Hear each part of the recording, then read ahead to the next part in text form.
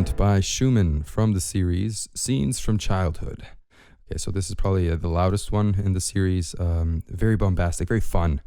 And it's a lot easier than you might expect, right? It sounds kind of difficult because it's so loud and a little bit quick, but it's not. You know, Schumann was a great pianist, and whatever he wrote for piano generally tends to be quite comfortable.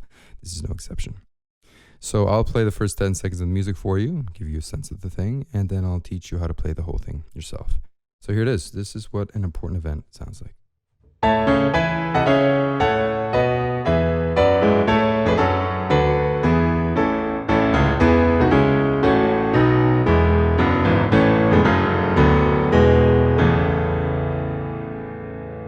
There's your first phrase.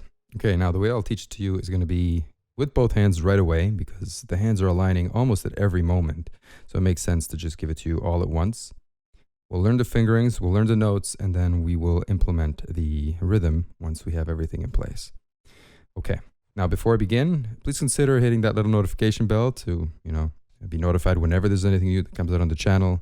Classical or film music. It also, of course, lets YouTube know that you find this content worthwhile and worth promoting. Okay, here we go. This is where we're going to start with A major. We're going to begin together. Left hand is going to be all octaves. And one thing I should say about octaves in general is if you have black notes on the octaves, it helps a lot to play with the fourth finger or with both fifth and fourth finger. If you play with fifth, it's a little weaker, plus it's easy to slip. With the fourth, you're much more secure. It's very difficult to make a mistake this way. All right, so the left hand we're going to have octave here, octave with the fourth, and E.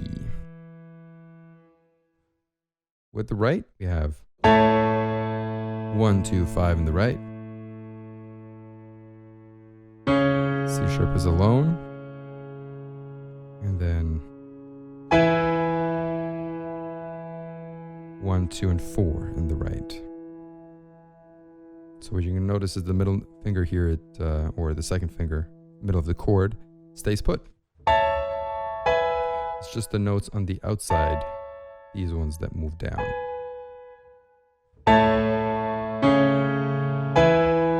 Like that. And you can be very comfortable with the left hand, right? The right hand, you're going to want to connect a little bit more, but the left should feel free to just jump up and be very comfortable, very heavy. What you don't want to do is move from one to the other, prepare, then play, move from one to the other, prepare, then play. You want to fall, right? It has to feel like one is a spring that springs you to the next, right? Like a trampoline. You're going to have a nice, lush, comfortable sound. Otherwise, it'll start to tense up if you continually place, play. There's too many extra moving parts there. Just bounce from one to the other. That's generally the technique for this piece. It'll make it sound round and big without it sounding forced. Like that. Next, we have... These are going to be the tricky bits for sure. It's the fast stuff. So on the left, we have octave C to octave C sharp. This is where this comes real handy. 5 to 4 makes it very easy to play that fast. Of course, you start slow. And just notice how close these two are. You don't really have to move a lot at all. So 4 and 5 are comfortable.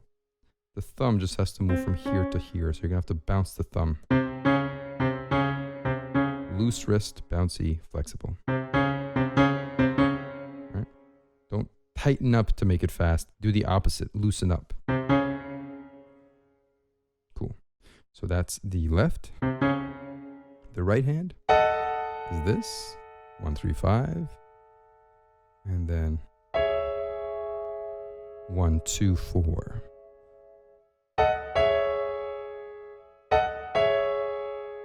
And so again, 5 and 3 moving to 4 and 2 is quite comfortable. stay further up the key so you don't have to twist your hand to play this.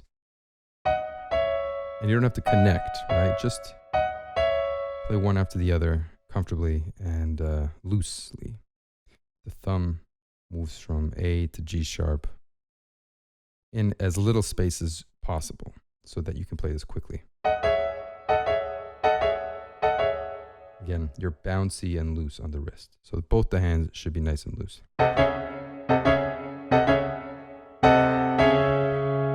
I'm sort of giving you the recipe for learning this thing nice and fast and basically show you how the whole thing will look at the end. But as you're learning this, don't push yourself too much. If this is as fast as you can play, that's how fast you should be playing it.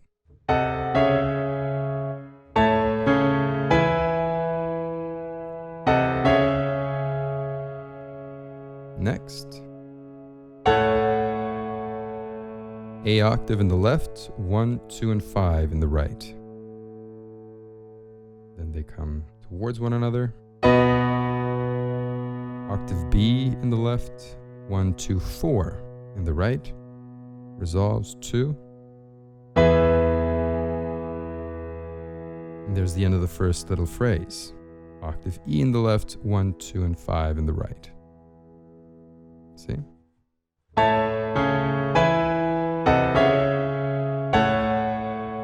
Heavy, loose.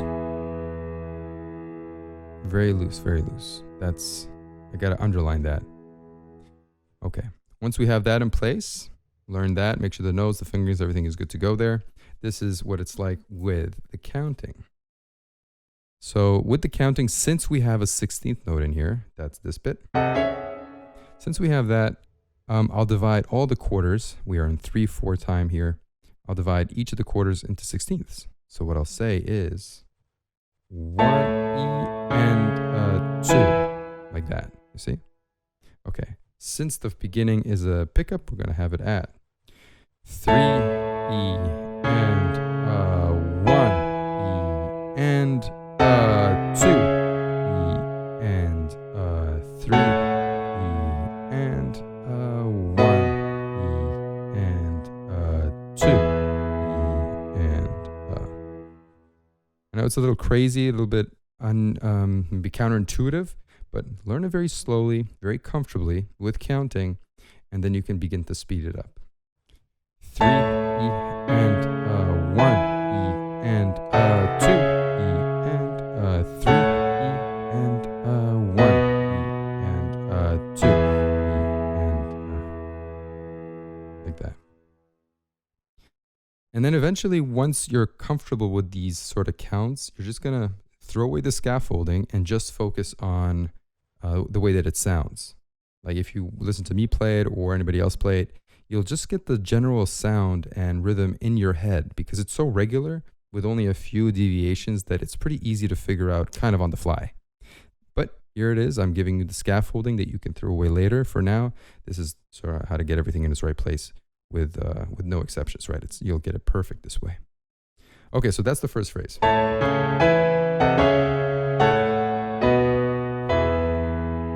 One other thing I should mention is because it's so big and heavy, the left hand is going to be loud, everything's going to be loud. Try your best to bring out the top. That's what the melody is, after all. You don't want to get lost in the thick of all the harmony. Speaking of harmony, right, this is what the pedaling is about. This is what I would do for pedaling. Pedal down. Change. Change. Change. Change. Change. So change on every quarter note. 3, 1, 2, 3, 1, 2. Cool. Once we have that done, moving on.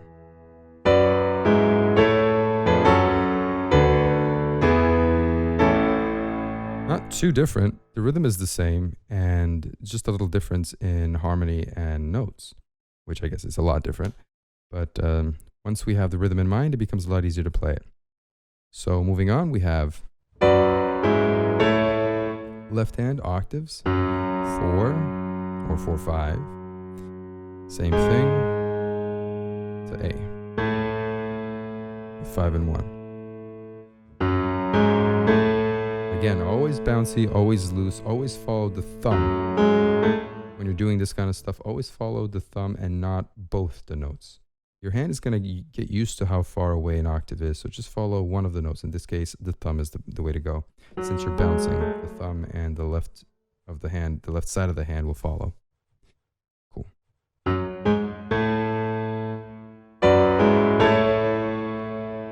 Right hand, we have 2, 4, 5.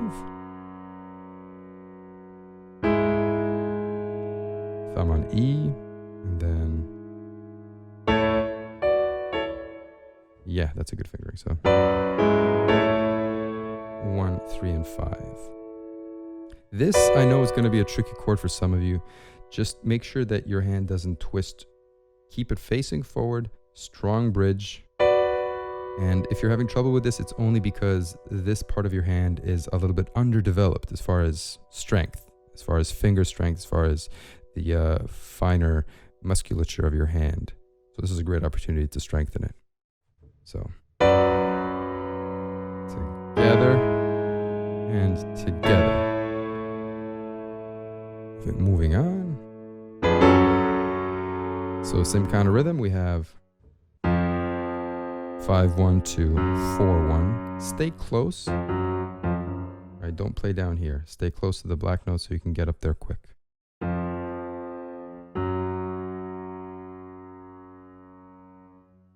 The right hand. 1, 3, and 5. And we have 4 and 2. And thumb moves up to C sharp.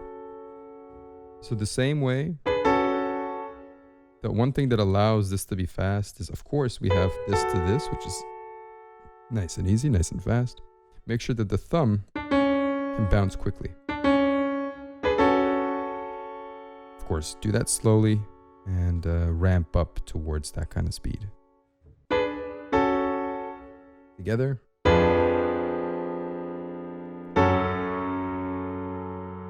Rewind just a little bit.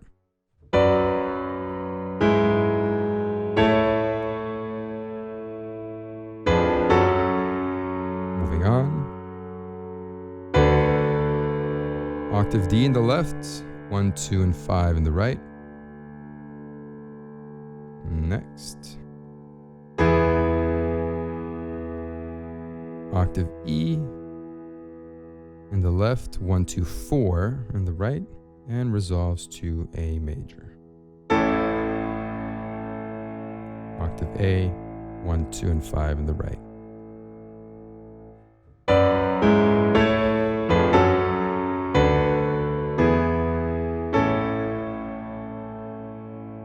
Cool. And if you know the rhythm of the first phrase, the second phrase is identical. Let me play all through from the beginning to this area to this ending, I suppose. And you can see what happens. Again, dividing it into 16ths, we have 3 E and 1 E and 2 E and 3 and 1 E and 2 E and 3 E and 1 E and 2 E and 3 E and 1 E and 2. And the pedal is going to change on every quarter. So the same way we did for the first phrase, the same thing is true for this second phrase. And that's it. Then we move on to the next section, which is a kind of repetition, almost an exact repetition of what we just did, just an octave lower. So on and so forth. But the rest of it, I'm going to continue on the website, finish it off there. I'll have the full tutorial up and available for you, all its parts. And the sheet music, I'll have it available for you to download in PDF format directly to your computer. All right, cool. If you feel I've earned it, subscribe here and leave me a comment. Let me know what you'd like me to do next. But this is a lot of fun to play. I think you're going to really enjoy this kind of work. It's not too difficult, and the payoff is awesome. It's super fun and super comfortable to play as well. Okay, cool. I'll see you guys in the next ones.